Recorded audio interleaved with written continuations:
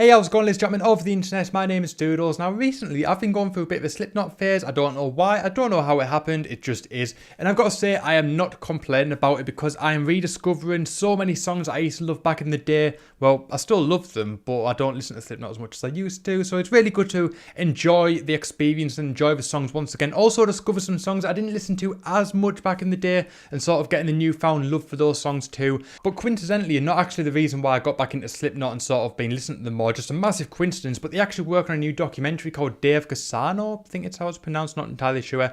So obviously there's been a lot of press about Slipknot doing the rounds on the internet over the last sort of couple of weeks, and I came across an article with Clown, the percussionist of the band, and he was talking about the signature masks that obviously Slipknot are really well known for, and in the interview he said this, he said, "Playing in the mask, it's the worst idea I've ever come up with in my life. When the show is over, I know I gave everything. That's the one thing I love about it, that I don't have a choice. We've created something we can't get out of. We always joke not getting out of it. We can never get out of those masks no matter what. And when the show is over, we walk off the stage, I take it off, and I know I gave everything that I had that day." So Clown is saying that the mask is the worst thing he ever came up with in his life, and it got me thinking, was it?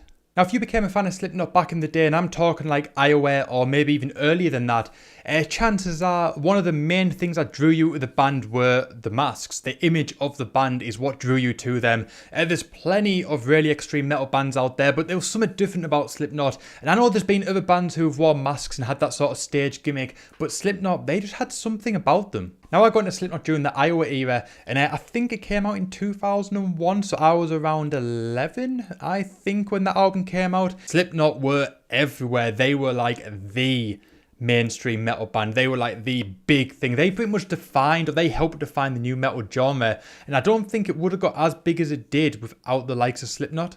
Now, the mystique around Slipknot isn't really there these days, but back in the day it definitely was, and no one really knew what they looked like under the masks. The internet was a thing, but not in the same way that it is now, and none of the members really had anything going on outside of Slipknot, so we never really saw them. Now, fair enough, Stone Sour did exist before Slipknot, but outside of the local area, before Slipknot came along, you try and find me someone that listened to Stone Sour back in the day, because chances are you can't. And Murder Dolls weren't really a thing until after Iowa. I think it was 2002, Beyond the Valley, the Murder Dolls came out, which obviously features Joey Jordison, and also Total Guitar published a picture of Mick Thompson without his mask on, and that was actually a really big deal. No one knew what Slipknot looked like under the mask. But like I said, that was 2001, this is 2017. Could they succeed now? If they decided today that they were going to drop the masks and they were just going to perform maskless, could they still succeed? Yeah, I'd say so. Would the popularity drop a bit? Probably not. I think we're past the point now where Slipknot rely on their masks for any success. They don't play a factor in the success of Slipknot in today's day and age. They are established, they are iconic, and I think even without the masks, they would still be just as successful as they are now. But would the stage show be as good? I'm not totally sure, because obviously it's just going to be 9 random people on stage playing Slipknot songs. I think obviously you still get the Slipknot experience, but it would sort of feel like the world's greatest tribute band.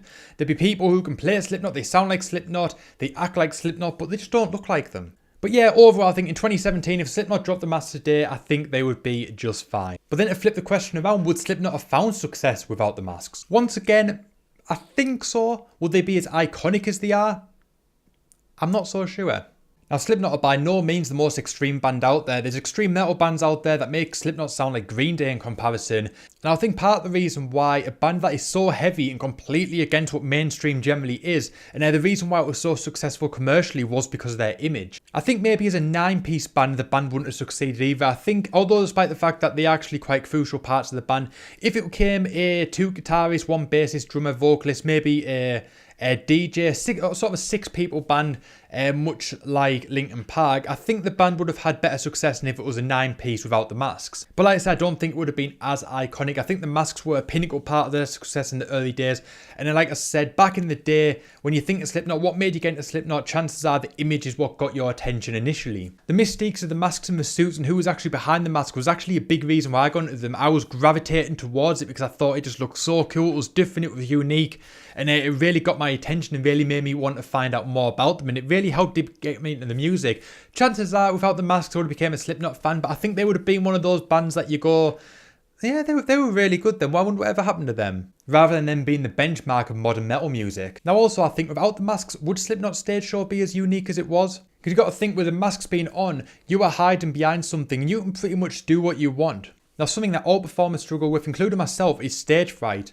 And if someone ever says to you, I don't get nervous when I go on stage, I don't get stage fright, they're lying. Everyone does. Even the professionals do. Slash, James Hetfield, Slipknot, anyone. You think of all the big names, they get nervous before they play live. Guarantee. Now, one of the main reasons why you get stage fright is because no one likes to be embarrassed. You think that when you're performing on stage, obviously the whole world is watching you, and any mistake that you make is in front of an audience, and no one wants that. No one wants to be ridiculed or embarrassed publicly. Obviously, if you do something embarrassing in a big crowd of people, you can just kind of like hide away and just sort of merge into the crowd and sort of just disappear. But if you're on stage, the whole room is watching you.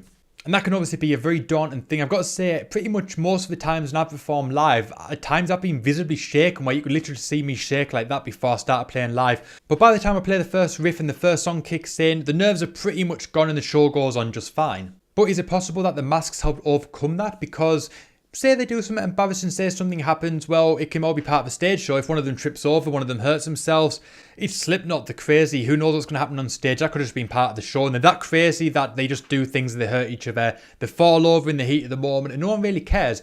But if they do something really embarrassing, no one knows who they are. But after the show, you take off your mask, you put on your normal clothes, you go into the crowd, you go into the street and you're just a regular guy on the street that no one knows who you are, no one really cares about you. So could that have played a part in the reason why Slipknot's stage show was so crazy back in the day, why they could experiment and try the most outlandish things, because there was no embarrassing repercussions in that way. It's not like you would ever be sort of recognised in the street as being that guy that fucked up. You're a guy in a mask and no one knows who's behind the mask, so obviously whatever happens on stage, it doesn't really follow you afterwards. But I want to leave it to you. Do you think that Slipknot could succeed today if they removed the masks and continue performing without them? Do you think Slipknot would have succeeded and became as iconic as they are now without the mask? Had they become a band and started Slipknot without the masks, do you think they would be as successful as they are now? I'd love to know what you think. Let me know in the comment section down below. This is something I've been thinking about quite a bit and I'd love to hear your thoughts too. But if you love seeing more stuff like this, if you want to see me talk about random music topics like this or sort of like theories and speculate about things, let me know in the comment section. And make sure you hit that like button. If you're new to the channel, hit that subscribe button. My name is Doodles. Thank you so much for watching and I'll see you guys next time.